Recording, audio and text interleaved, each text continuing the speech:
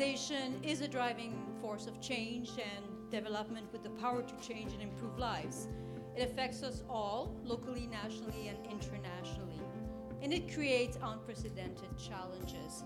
I'm very honored to be here and to welcome you all to Sathtamuk. Sathtamuk means our sacred land. Aboriginal people have always been concerned about the growth and the sustainable future of our people and of all of the newcomers.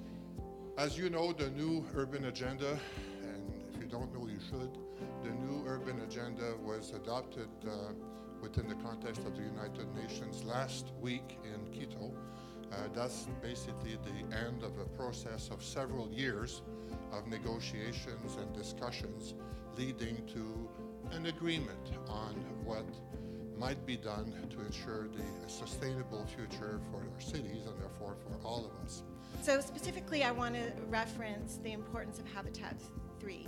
And what I'm intrigued by is the integration of the Sustainable Development Goals as well as human rights as key elements or aspects to be considered as one begins to move forward in thinking about our urban future. But as with any high-level policy, it needs to be grounded in some kind of political reality. The AU, or the African Union Agenda 2063, is a global strategy that to exploit all possible opportunities available in the short, medium, and long term so as to ensure positive socioeconomic transformation of the African states within the next 50 years. Whereas the Habitat 3 document addresses poverty and human needs in general terms, its implementation plans fall short of adequately addressing the transformation of conflicts that impact urban centers and in social and economic strategies to welcome displaced persons and refugees and care for the most vulnerable people. Yeah, if you look into the trends of urbanization and population growth of major cities in Africa, you might find that Dar es Salaam is actually one of those cities that is actually said to be the most fastest growing city. Now, with all these population moving into the city, the most infrastructure issues are of great concern. Activities within cities are responsible, if you want more numbers, are responsible for about 70% of the gross domestic product around the world, and they consume about 60% of the energy produced around the world. They generate 70% of the waste around the world, and they emit 70% of all the greenhouse emissions. For 500 years, the international community has been organized on a system of states, that is, countries. States patrol borders, sign treaties, fight wars, and meet at the United Nations. But increasingly, the world is becoming a planet of cities.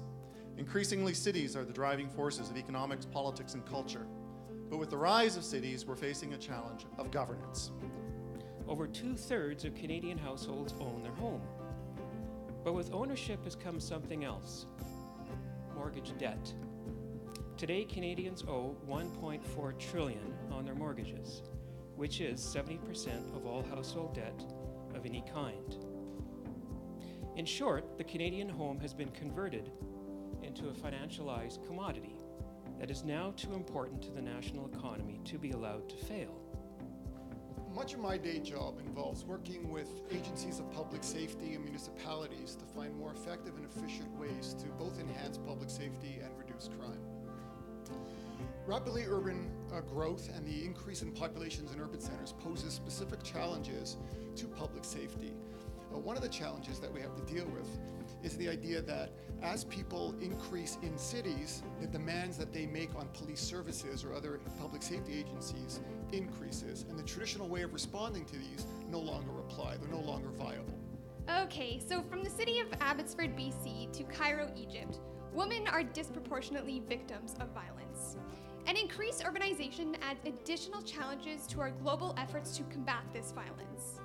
But much of the discussion around violence against women thus far has focused on the private sphere.